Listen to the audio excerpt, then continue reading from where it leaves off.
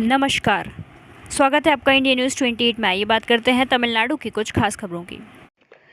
नंदवनम चंद्रशेखरन की लगनलेस grey horse poetry पुस्तक का विमोचन समारोह 3 अगस्त 2024 को नंदवनम चंद्रशेखरन की लगनलेस ग्रे हॉर्स काव्य पुस्तक का विमोचन तिरुचिरापल्ली सेंट्रल बस स्टैंड के पास ब्रिज रेजिडेंस में आयोजित किया गया।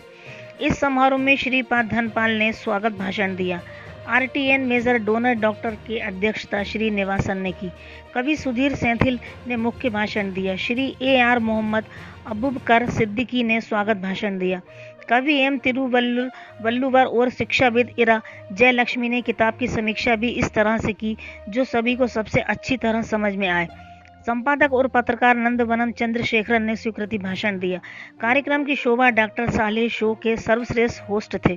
इस कार्यक्रम में कवि गोविंद स्वामी, तिरुचिरापल्ली रॉयल लायंस एसोसिएशन के श्री योग विजय कुमार, श्री मोहम्मद सफ़ी और जनता के कई सदस्यों ने भाग लिया।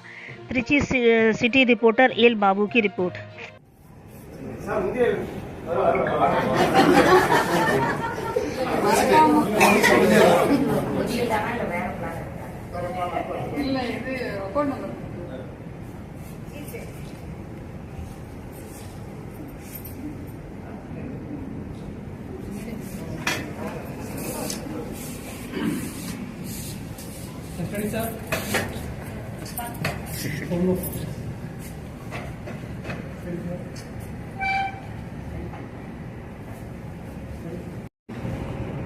Rotarian major toner doctor Srinivasan அவர்களே, உயிரெழுத்து மாத இதழ் ஆசிரியர் சுதீர் செந்தில் அவர்களே,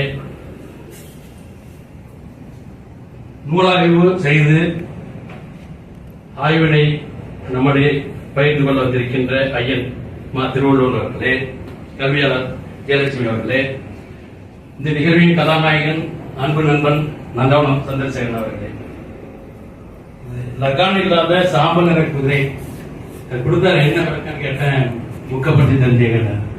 லக்கான் இல்லாத குதிரைன்னா கடிவாளம் இல்லாத குதிரை தானே.